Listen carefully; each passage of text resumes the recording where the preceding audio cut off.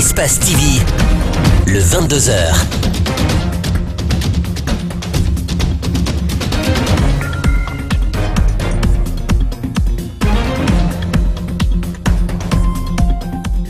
Bonsoir à tous. Au sommaire de ce 22h, célébration de la Journée internationale des infirmières, une occasion pour l'Association nationale des infirmières de Guinée de faire l'état des lieux du métier de l'infirmier et se projeter sur l'avenir.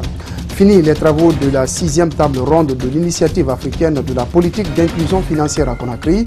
De nombreuses décisions ont sanctionné les travaux. Détail à suivre avec Djibril Ba. Enfin, en Afrique, l'Organisation mondiale de la santé juge élevé le risque de propagation de l'épidémie d'Ebola en République démocratique du Congo. Sur la période du 8 au 10 mai, les autorités congolaises font état d'un décès et de 11 cas de fièvre hémorragique. Bienvenue à tous. Ce samedi, le monde a célébré la Journée internationale des infirmières. En Guinée, c'est l'Association nationale des infirmières qui, à travers une rencontre, a célébré cet événement dont le thème choisi cette année est « La profession infirmière, une voie faite pour diriger. Santé est un droit humain ». Il faut rappeler que cette date a été instaurée en 1965 par le Conseil international des infirmières. Idrissa Bari, Abdoulaye Kamara.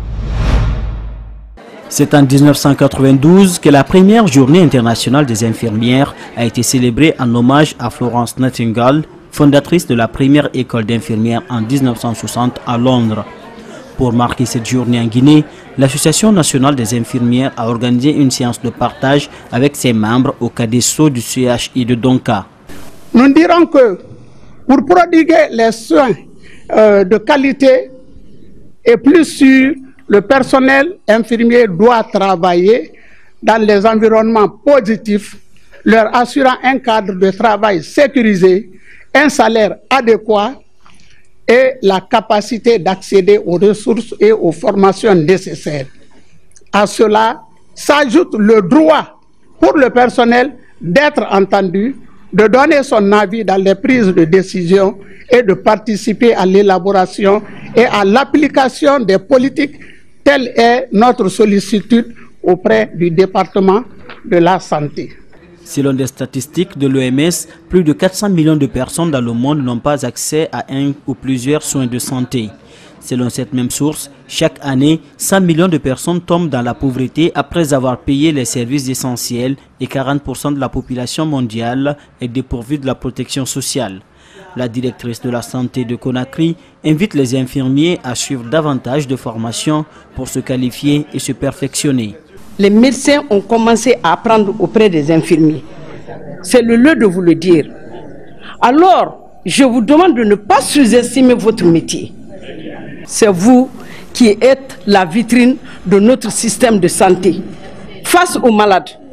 Donc, c'est le lieu pour moi ici de vous demander de redoubler d'ardeur. La Journée internationale des infirmières est une occasion pour réaffirmer son attachement à vouloir améliorer les conditions de travail des professionnels de l'art infirmier.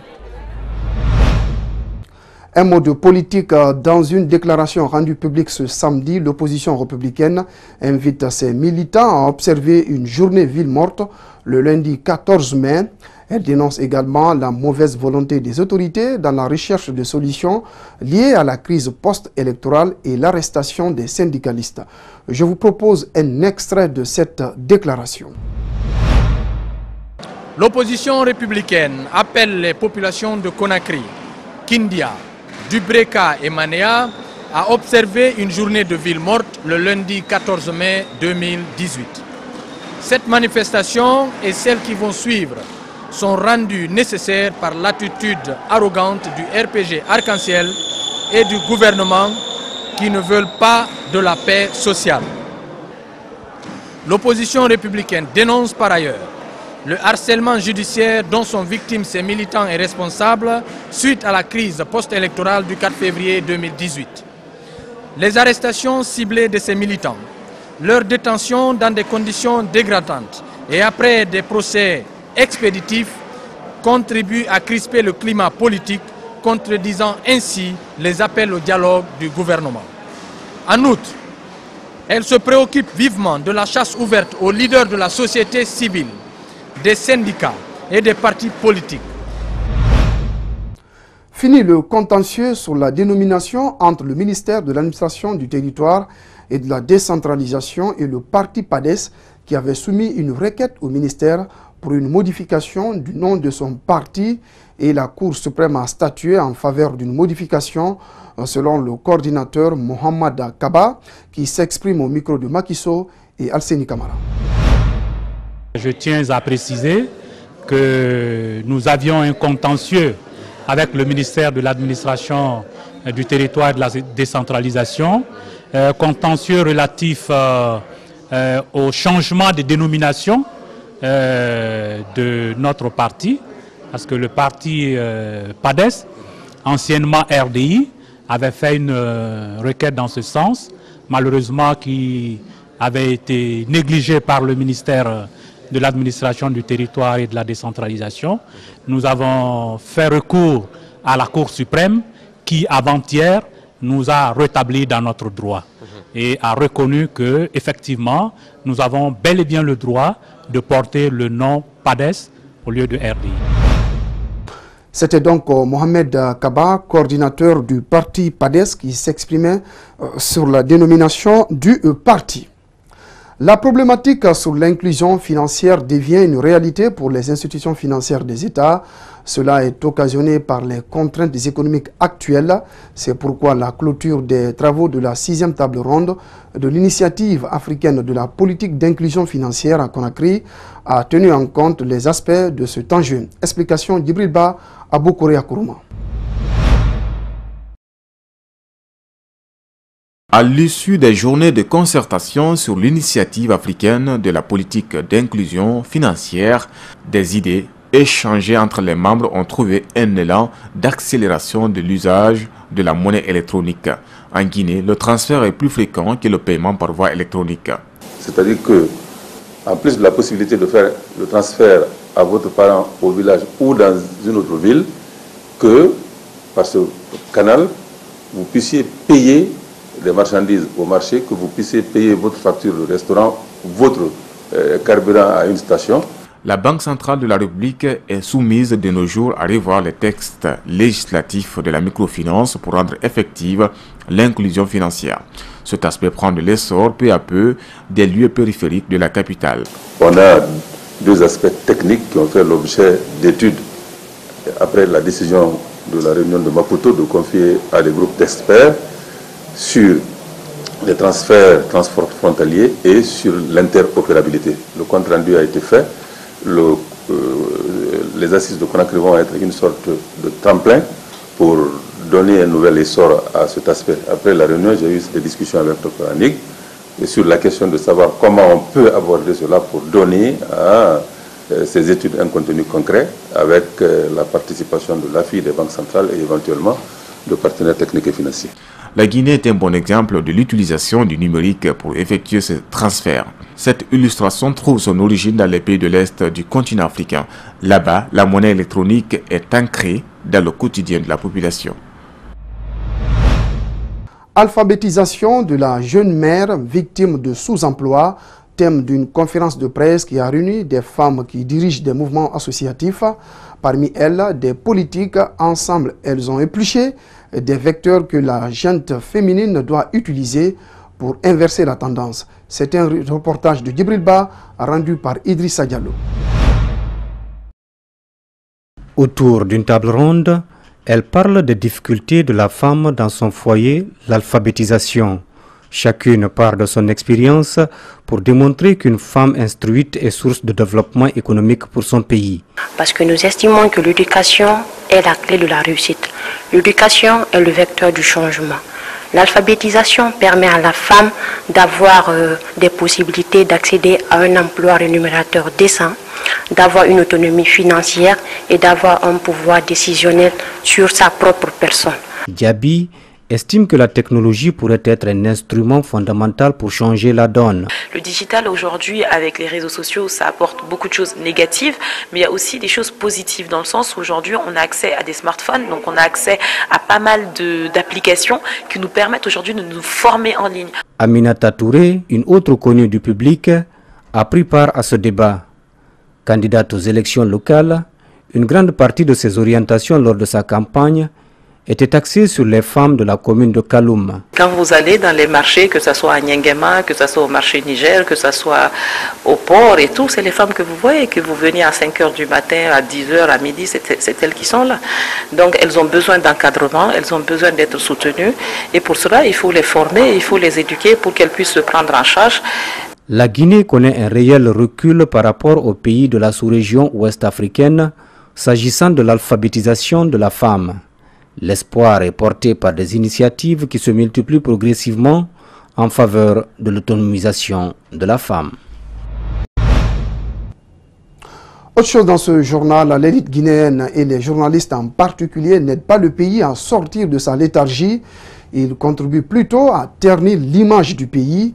Mansa Moussa Sidibé, PDG du bureau de consultation d'enquête, d'intérim et de perfectionnement à l'image du président de la République, n'a pas apprécié le classement de Reporters sans frontières sur la Guinée. Il a exprimé sa colère devant des étudiants à l'université générale Lansana Conté de Sonfonia. Explication Mamadou Sadio Baldé. Nous avons été classés 104e devant la Mauritanie. Le dernier classement de Reporters sans frontières a heurté des sensibilités en Guinée. Devant les étudiants, le PDG du bureau de consultation d'enquête, d'intérim et de perfectionnement pointe du doigt les médias. Imaginez-vous, la Mauritanie, c'est quoi? Ce n'est même pas, je ne sais pas si je peux dire même désert. C'est quoi? Ils sont classés. Ce n'est pas en Guinée seulement où il y a des marches. Ce n'est pas en Guinée seulement où il y a des meurtres. Le monde entier.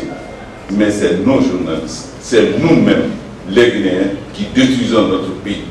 Les jeunes ne doivent pas s'inspirer des journalistes qui, eux, ne regardent que le côté sombre de la Guinée. Les journalistes ne parlent pas bien de la Guinée. Les journalistes n'analysent pas. Quand ta maison n'est pas bonne à l'intérieur, dis que j'ai la meilleure maison. Rentre dans ta maison, dis aux gens, j'ai dit ça, mais il faut changer, tu ne dois pas faire ça. C'est ce qu'il faut. Le gouvernement actuel a réussi des prouesses qu'aucun autre régime n'est parvenu à faire. Du coup, il trouve une circonstance atténuante face au détournement de l'administration. Ces gens-là, même s'ils ont fait des détournements énormes, puisque tout le monde n'en parle, ils ont reçu une action que nous n'avons pas reçue depuis 59 ans. Le PNDS, Programme National de Développement Économique et Social. Ils ont reçu. Et voilà un programme qui normalement sort la Guinée de la misère et nous lance dans le processus de développement. Aujourd'hui, les inconscients et ceux qui ne veulent rien comprendre n'ont pas compris. Du haut de ses 71 ans, il invite les étudiants à opposer de bonnes attitudes et éviter de prendre pour référence les personnes qu'il qualifie d'inconscients. Lancement de la première édition ce vendredi du Téléthon Guinée. Il s'agit d'informer, sensibiliser et guérir les personnes victimes de la drépanocytose, insuffisance rénale et mentale. Plusieurs activités sont prévues, notamment des colloques, des préventions dans les établissements, caravanes médicales avec des consultations gratuites. Elle va se clôturer par la semaine du Téléthon du 3 au 10 décembre 2018. Alcine Bari, Ibrahim Assouma. C'est par une conférence de presse que la première édition du Téléthon Guinée a été lancée. L'initiative de la Fondation pour la santé en Guinée et Drépano Guinée vise à informer, sensibiliser et guérir les personnes victimes de la drépanocytose, de l'insuffisance rénale et des maladies mentales. Le Téléthon a pour objectif de récolter des fonds qui vont servir à aider les malades à financer leurs soins de santé. Mais j'attends réellement de ce Téléthon que tous les Guinéens s'investissent et que tout le monde comprenne l'ampleur d'un tel projet en Guinée et comprenne à quel point nous avons véritablement besoin d'aider les malades dans notre pays. En ce qui concerne la drépanocytose, c'est une maladie qui réclame beaucoup de moyens pour son traitement, la prévention et l'implication de l'État en dotant les hôpitaux d'équipements modernes et en facilitant l'accès aux soins est fondamentale. C'est la seule maladie qu'on peut éviter à 100%. Tout simplement en mettant en place une politique de prévention, en faisant en sorte que si je veux épouser une fille, moi je suis AS, il faut que je sache si cette fille aussi est AS. Si elle est AS, on doit renoncer à nous marier. Donc je dois me marier à quelqu'un, si je suis AS, je dois me marier à quelqu'un qui est AA. Comme ça, on donnera naissance soit des AS qui sont aussi pas malades, soit des AA.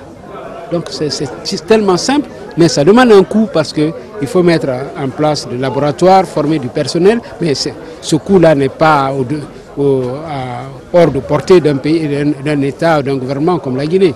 Plusieurs activités sont prévues au cours de ce téléthon. Il s'agit entre autres des colloques, des campagnes de prévention dans les établissements, des caravanes médicales avec des consultations gratuites. Et pour clôturer, la semaine du téléthon sera organisée du 3 au 9 décembre 2018. La promo Extra Challenge continue avec Vivo Énergie. Ce samedi, la société de distribution de carburant Shell a fait le tour de 7 stations-service Shell de la capitale pour offrir des opportunités aux clients de participer à la promo Shell Extra Challenge qui met en jeu une Toyota Corolla. Abdourahmane Ba, Lamine Silla. Un petit tour de motivation et c'est parti pour cette journée de promo Shell Extra Challenge. Chaque client qui se présente pour l'achat de carburant aura droit aux informations sur la campagne par des agents postés à la pompe. On les aborde, on les salue et tout, on essaie de les expliquer un peu le principe de la promo et après maintenant on leur donne les 2 litres de carburant gratuits en plus de celui qu'ils ont acheté. Donc c'est ça le principe de cette promo. Une fois les 200 000 de carburant achetés par le client, il est directement sélectionné. Ce usager vient de s'inscrire, il est déjà convaincu d'être le prochain gagnant.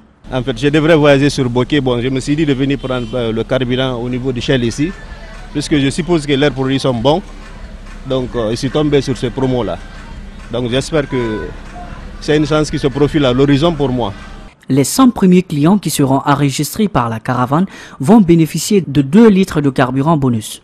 Cette méthode est valable pour 7 stations qui vont recevoir la caravane durant la journée. La promo, quant à elle, met en jeu plusieurs lots à gagner, notamment une voiture Toyota Corolla qui sera le plus gros cadeau. Nous offrons du carburant gratuit pour les 100 premiers clients. Mais dans chaque station, nous allons nous déplacer de Lambagné, on va aller à Nongo. Mais la campagne Shell Extra Challenge, elle est ouverte à tous les clients. La seule condition, c'est qu'il faut faire un achat de 200 000 francs guinéens pour avoir un ticket de participation. En plus du jeu lancé depuis le mercredi, cette caravane va accompagner la promo Shell Extra Challenge chaque week-end jusqu'au 30 juin, dernier jour de cette nouvelle campagne de Vivo Énergie. L'artiste chanteur Ansti Crazy en concert live ce dimanche 13 mai sur l'esplanade du Palais du Peuple. En prélude à cet événement, l'artiste a animé ce vendredi une conférence de presse au cours de laquelle il promet de belles surprises à ses fans. Reportage à Mohamed Valek Touré, Lamine Silla. Créateur du concept C'est sa tête, l'artiste chanteur Ansti Crazy se prépare à livrer un concert ce dimanche 13 mai sur l'esplanade du Palais du Peuple. Ce concert est placé sous le slogan C'est sa tête, un concept aimé par la jeunesse guinéenne. Aujourd'hui, tous les Guinéens, toute la jeunesse guinéenne s'est mise dedans jusqu'à ce que le président de la République parle du son C'est sa tête. Donc je pense que ça mérite d'être fêté. C'est pourquoi aujourd'hui on donne rendez-vous le dimanche, on donne rendez-vous à toute la jeunesse guinéenne de venir sur l'esplanade qu'on puisse passer une fête extrême. Sur le présidium, Bravador, un blogueur ivoirien connu par ses posts sur les réseaux sociaux. Il est aussi invité par la société MSCOM afin de joindre l'utile à l'agréable. Pour le concert, les organisateurs et promoteurs entendent prendre toutes les mesures pour la réussite de l'événement. Je parie que Ansti Crazy, il va remplir l'esplanade. Et j'appelle tout le monde, tous les Guinéens à venir soutenir Ansti Crazy avec le sponsor MTN Cool Plus. C'est un concept qui m'a parlé, qui m'a plu et tout. Donc je me suis dit, il y a quoi d'exceptionnel et d'extraordinaire là-dedans. Du coup, quand on m'a contacté, ça m'a interpellé. J'ai dit, bon, je vais venir voir, il est venu voir clair dedans. Voilà pourquoi je suis là. Les chansons de l'artiste Ansi Crazy sont écoutées par autant de plaisir avec la jeunesse guinéenne. Ces musiques sont souvent en conformité avec les réalités de l'heure. Le rendez-vous est donc donné ce dimanche au Palais du Peuple.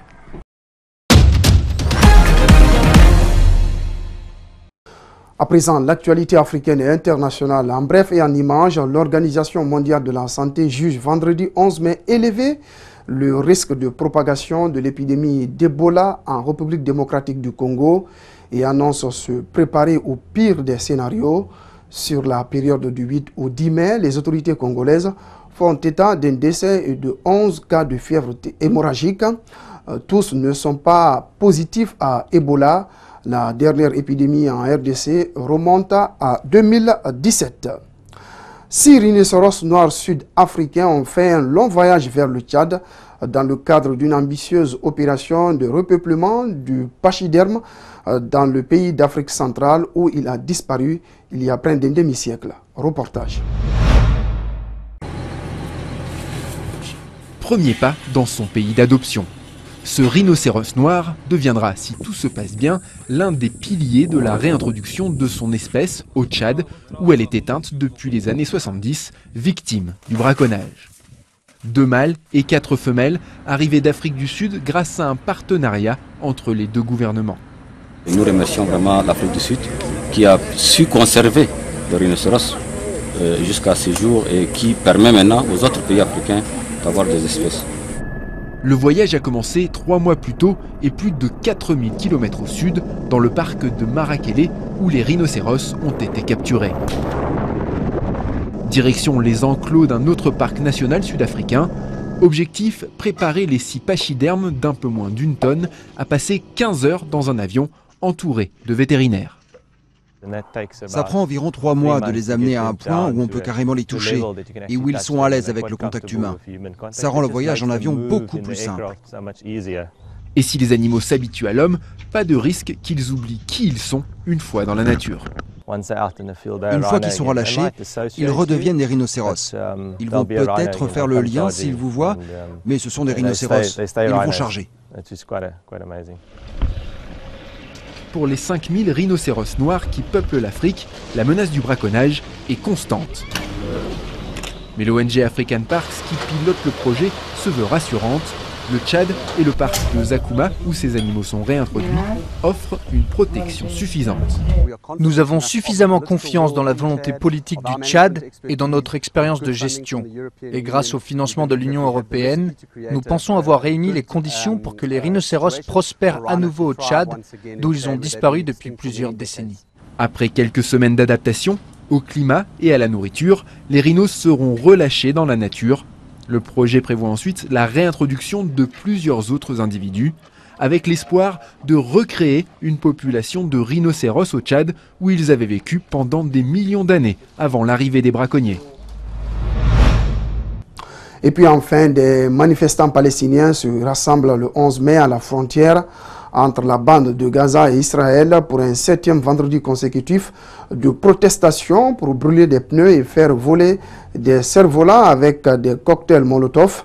Certains manifestants se préparent à franchir la clôture frontalière séparant la bande de Gaza d'Israël lors des manifestations qui coïncideront la semaine prochaine avec l'ouverture de l'ambassade américaine à Jérusalem. إذا بضل احتلال احنا بنخافش منه، احنا بدنا نحضر له كل شيء ايش احنا بنستطيع لازم نحضر له ليوم النكبة، لأنه هذه 15/5 هذه عشان السفارة. غزة كلها بدها تقوم مع الضفة مع كل الدنيا، غزة بدها تقوم كل ليته طفل وولد ومرأة كله بده يقوم. فيش شي واحد في بيته بده يضل قاعد. هاي اللي بتستعمله الشاكوش والعجل والقصاعة، هذه بنقص فيها السلك وإن شاء الله غير نحقق أملنا إن شاء الله اليوم ولا بكرة إن شاء الله. إحنا شعب مظلوم وبدنا حقنا، ما بدنا أكثر من حقنا، واليوم إن شاء الله حننسف السلك الزال اللي بين أرضنا. إحنا بنطالب في أرضنا، ما بنطالب في حاجة واحدة.